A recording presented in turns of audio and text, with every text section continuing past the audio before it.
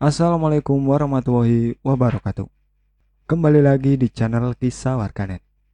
Di video kali ini, saya akan membacakan sebuah cerita yang saya dapatkan dari akun Twitternya Om Ras. Cerita ini berjudul 25 hari tersesat di hutan Kalimantan. Tak usah lama-lama, kita ke ceritanya. Liburan panjang di tahun ini dimanfaatkan sebagian orang untuk bersantai ataupun berkumpul dengan keluarga. Tapi tidak dengan Aldi, Denny, Irham, dan Hardi. Empat pemuda itu lebih memilih untuk berpetualangan di alam bebas, menikmati indahnya hidup di alam bebas.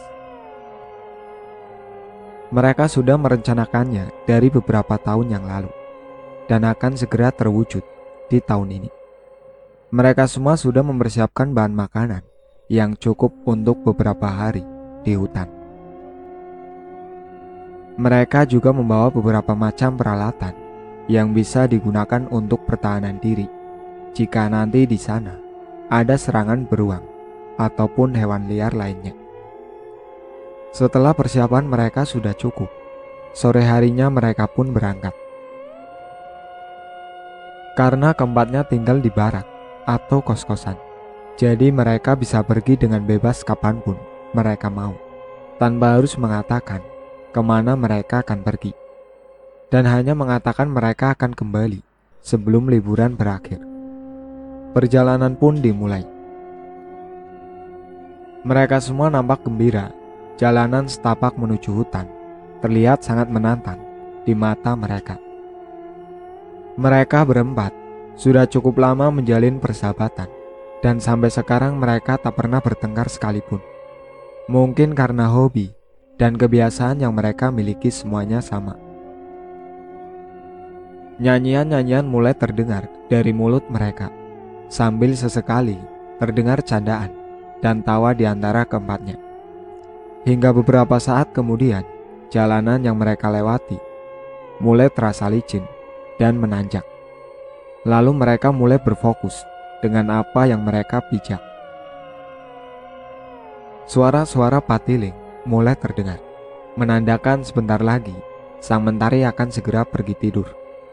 Sesampainya di tempat yang lumayan cukup bagus, di dekat sungai kecil, mereka pun mulai membersihkan sekitaran tempat agar bisa membuat tempat tidur gantung yang akan mereka gunakan untuk beristirahat.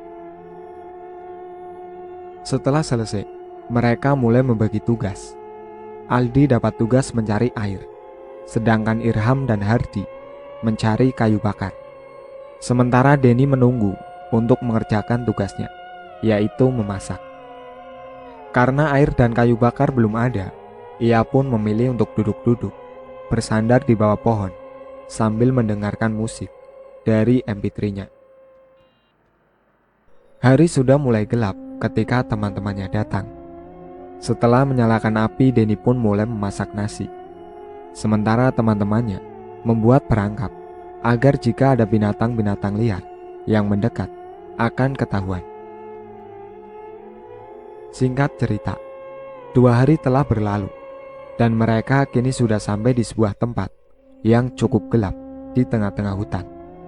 Awalnya tidak ada yang aneh sampai ketika mereka berempat mulai bercerita tentang mitos di hutan tersebut yang jarang orang ketahui, bahkan penduduk lokalnya pun tidak ada yang tahu.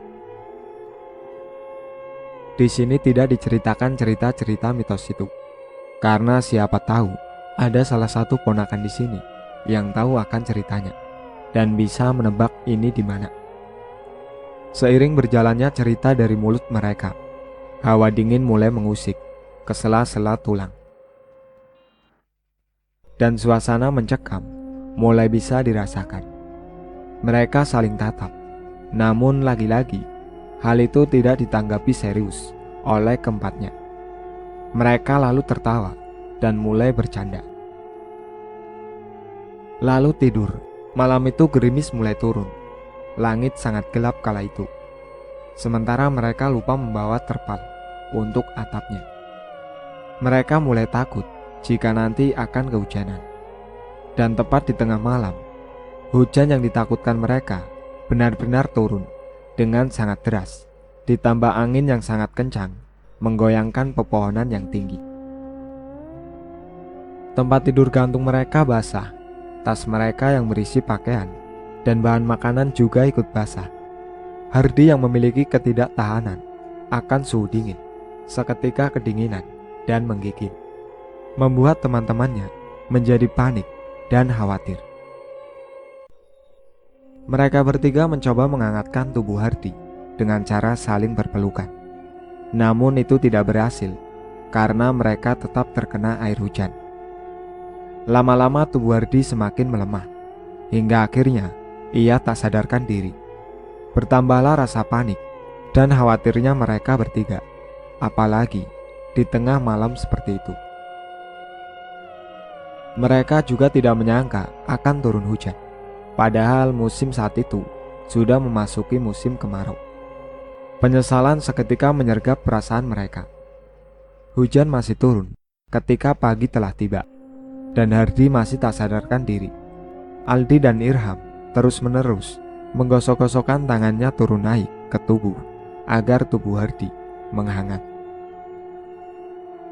Sementara Denny mencari kayu, daun keladi hutan untuk dibuat tempat berteduh. Dan setelah mendapatkan kayu, juga daun keladi hutan, ia langsung membuat lampau kecil yang muat untuk mereka berempat istirahat.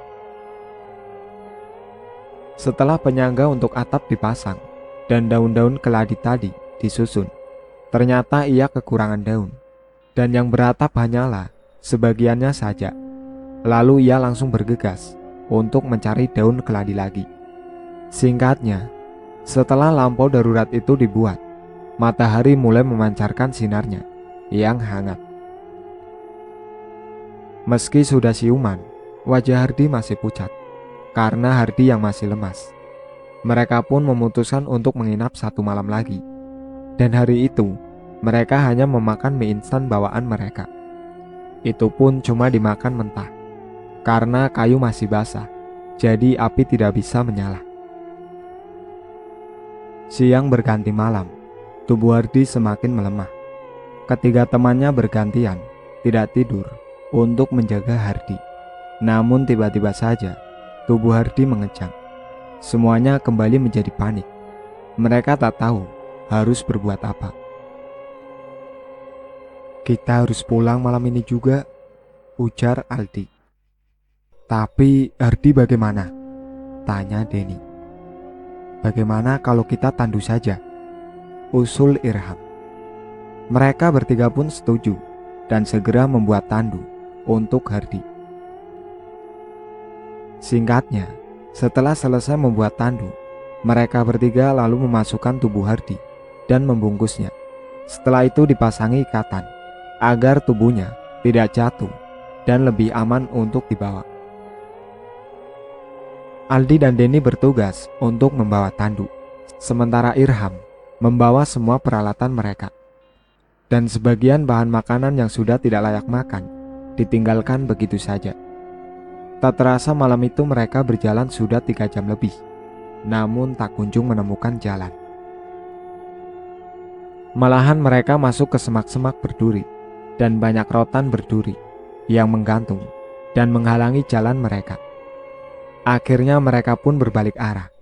Apalagi pada saat itu, Guntur dan Petir mulai asik dengan peran mereka masing-masing.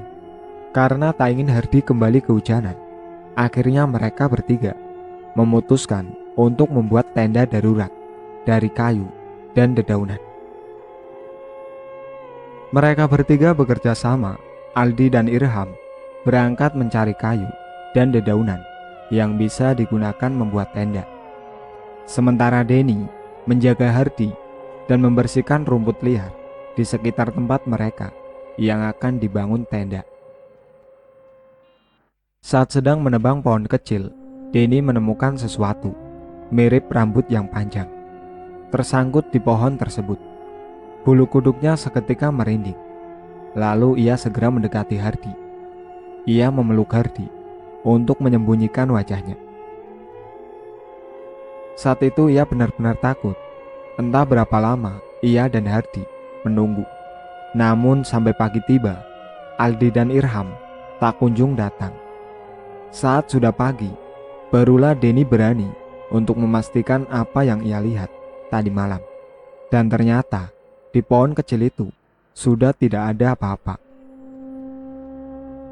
Apa iya, itu cuma hayalanku saja, gumamnya. Oi, teriak Denny memanggil teman-temannya yang tak kunjung juga kembali. Hening, tak ada sautan sama sekali.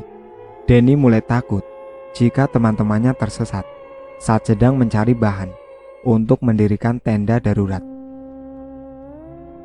Tiba-tiba terdengar suara dari Hardi. Denny bergegas menghampirinya. Rupanya Hardi telah bangun dan ingin mencoba duduk. Kau berbaring saja, Har. Nanti kalau dipaksakan duduk, malah tambah sakit, ujar Denny. Yang lain kemana? Kenapa belum kembali ke sini? Tanya Hardi. Aku juga tidak tahu, Har. Aku malah takut mereka berdua tersesat, jawab Denny. Mendengar jawaban Denny, Hardi menjadi panik. Itu terlihat dari raut wajahnya. Kau tenang saja, nanti mereka pasti akan kembali, ucap Denny menenangkan. Di lain tempat, Aldi dan Irham rupanya baru saja diserang oleh macan dahan berukuran sedang. Mereka berdua terluka lumayan parah, dan seekor macan dahan telah mati tak jua dari keduanya. Akhirnya, mereka berdua pun menyusuri jalan yang telah dilewati tadi malam. Rupa-rupanya, tak jauh dari sana ada lampau yang dibuat oleh Denny sebelumnya. Dan barulah mereka menyadari kalau selama 3 jam mereka berjalan sambil membawa Hardi tadi malam, itu rupanya hanya keliling-keliling tempat itu saja. Menyadari ada sesuatu yang tidak beres, mereka langsung berjalan kembali ke tempat Hardi dan Denny. Singkatnya, dari kejauhan terlihat Denny yang sedang duduk di sebelah Hardi. Kedua pemuda tersebut langsung mempercepat langkahnya. Astaga, kenapa kalian luka-luka seperti ini? Tanya Denny. Panjang ceritanya, Den. Rupanya tadi malam kita tersesat jalan. Di sana itu ada lampu yang kau buat kemarin, Den, ujar Aldi. Parahnya lagi, macan dahan mulai berdatangan. Ini kami luka-luka diserang macan dahan, tambah Irham. Lalu rencana selanjutnya apa? Tanya Denny yang ketakutan. Karena ia sadar dirinya tidak akan mungkin bisa hidup jika diserang oleh hewan-hewan liar di hutan itu. Kita butuh makanan untuk tetap bertahan hidup, ujar Aldi. Denny meraih tasnya, dan di sana tinggal beberapa bungkus mie instan dan juga sekaleng sarden. Tidak ada yang lain lagi, karena memang hanya itu yang tidak rusak saat di malam mereka kehujanan parah itu. Mie tinggal sedikit, bahkan beras pun kita sudah tidak punya. Sementara Hardi juga butuh makanan supaya dia bisa sembuh. Kalian saja yang makan, aku bisa menahannya, karena kan kalian berdua yang mengangkat Hardi dan butuh tenaga dan makanan yang banyak, ujar Denny. Tapi teman-temannya tak mau jika hanya Denny yang menahan lapar. Dan setelah perdebatan panjang itu, akhirnya mereka memutuskan untuk memasak semua mie instan yang ada, 3 bungkus, lalu memakannya bersama-sama. Setelah makan, mereka pun memulai perjalanan. Tak lupa mereka juga memberi tanda di sepanjang perjalanan untuk memastikan mereka tidak hanya berkeliling di tempat yang sama. Namun buktinya, sampai matahari terbenam pun, mereka tetap kembali lagi ke sana. Dan kalaupun berpindah tempat, mereka akan kembali ke tempat di mana terdapat lampau buatan Denny. Sudah seharian kita berjalan, tapi akhirnya kembali lagi ke sini, ujar Denny kesal. Kakiku rasanya tak sanggup lagi melangkah, ucap Aldi. Dan malam itu pun, mereka akhirnya beristirahat di lampau yang pernah dibuat Denny,